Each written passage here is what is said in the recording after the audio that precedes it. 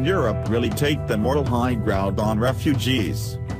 CNN U.S. President Donald Trump is expected to sign a new executive order this week that would temporarily halt travel from citizens of 7 nations he says pose a high risk of terrorism.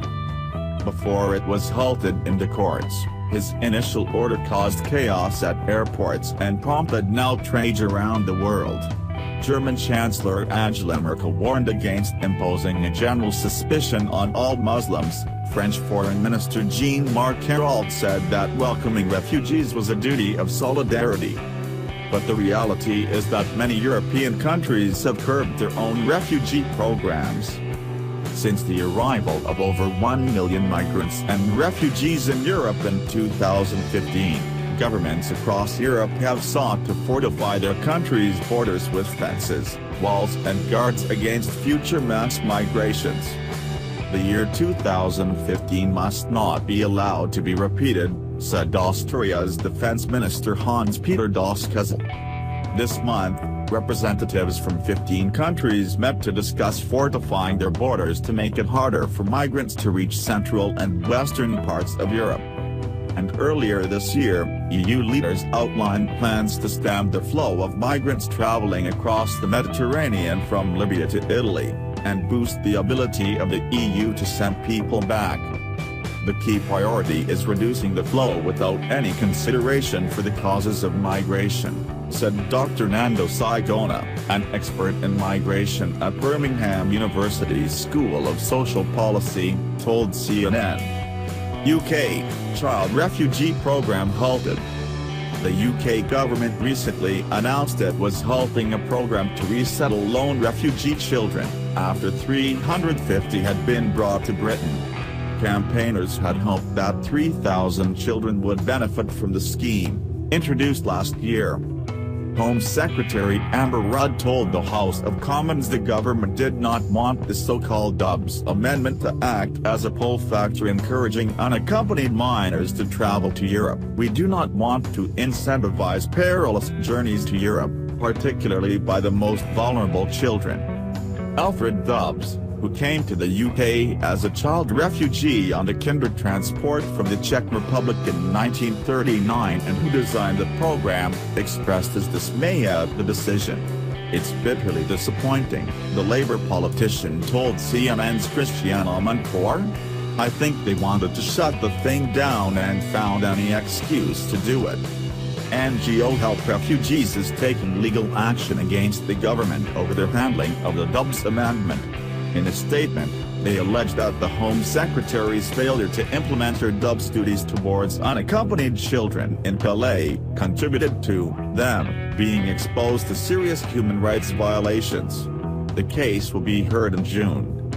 The government's move is just the latest in a series of measures designed to reduce the number of child refugees eligible to come to the UK.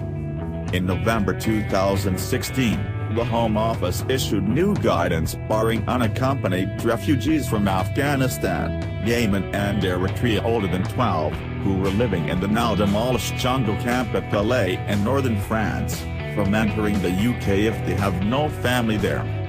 The following month the government ended the process of transferring children from France after resettling 750 of the 1,900 registered minors, according to Human Rights Watch. Rudd said she was proud of the UK government's active approach to helping and sheltering the most vulnerable.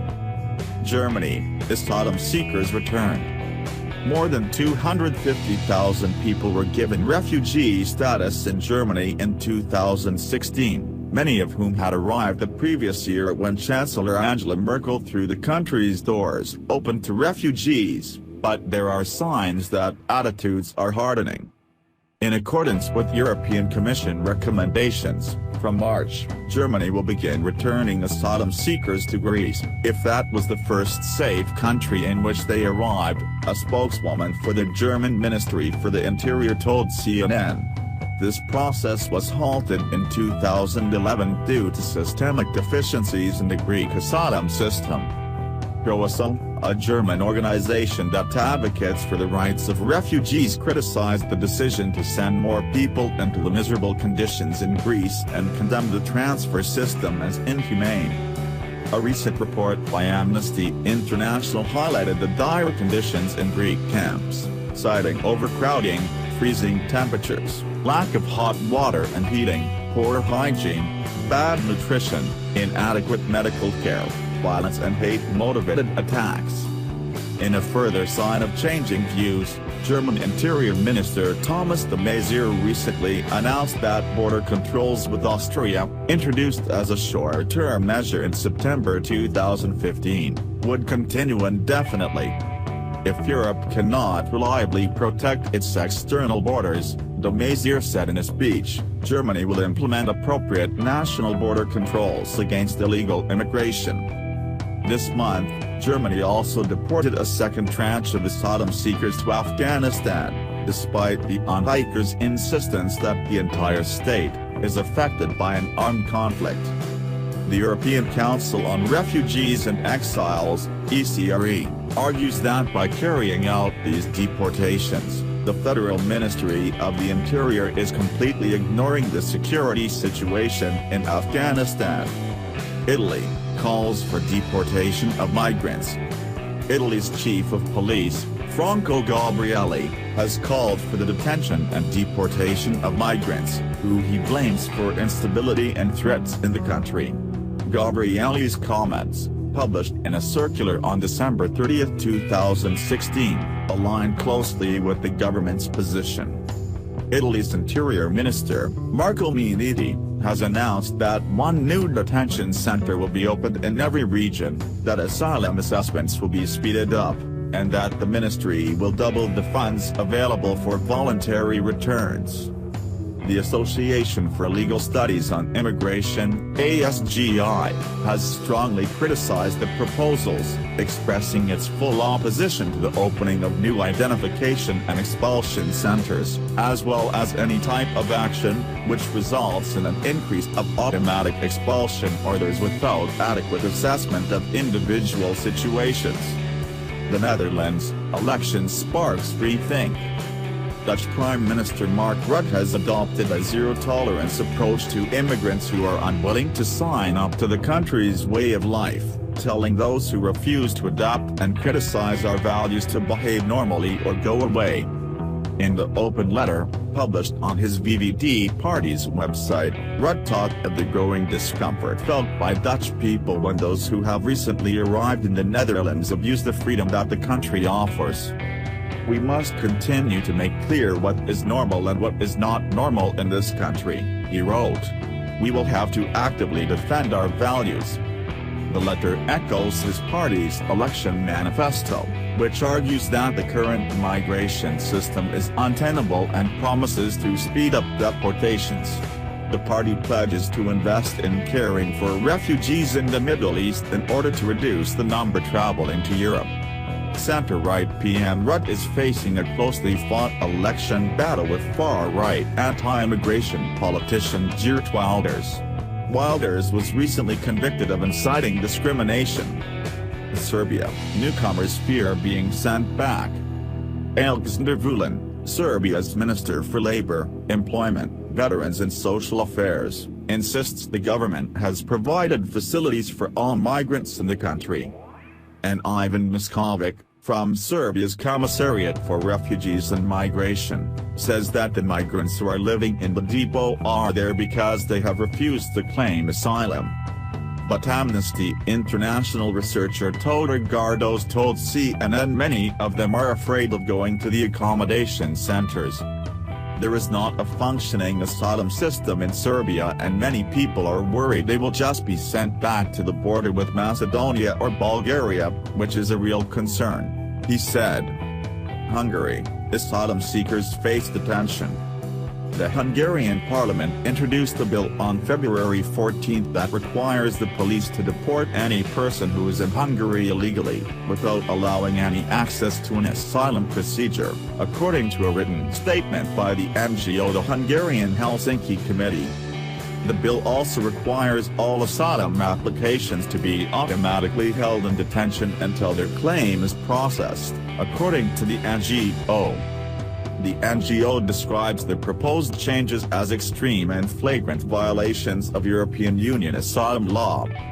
Hungary has also recently been accused by Save the Children of unlawfully forcing refugees and migrants back across the border in secret.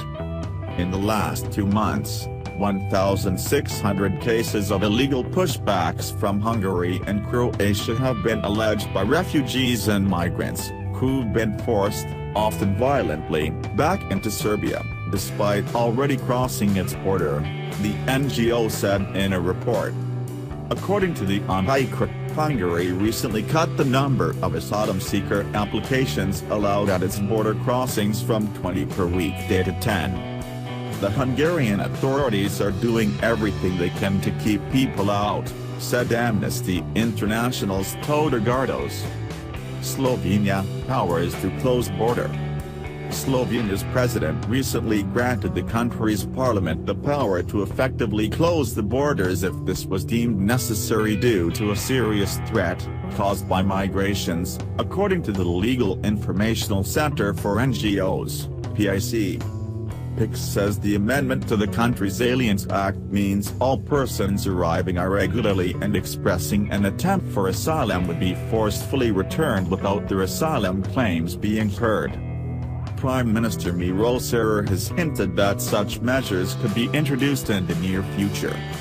We cannot allow a repeat of such mass migrations as we experienced earlier, he insisted at a press conference. Our country will help for as long as it has available capacity, but then it will have to resort to other measures. The UNHCR has expressed deep concern about the law, which it says jeopardizes the rights of those fleeing war and persecution to seek asylum. Poland, illegal migrants face expulsion. The Polish government has proposed similar changes to those introduced by Slovenia. According to the ECR, Poland's draft amendments include new provisions on border proceedings and the possibility of detention without alternatives. Introducing the plan, the country's Interior Minister Mariusz Błaszczak said the main concern is security, followed by sealing the borders, and thirdly the introduction of procedures facilitating the expulsion of people entering or trying to enter Poland illegally. The ECR reports that the Helsinki Foundation for Human Rights, HFHR, is concerned that some of the changes are contrary to EU law and the European Convention on Human Rights and Rights.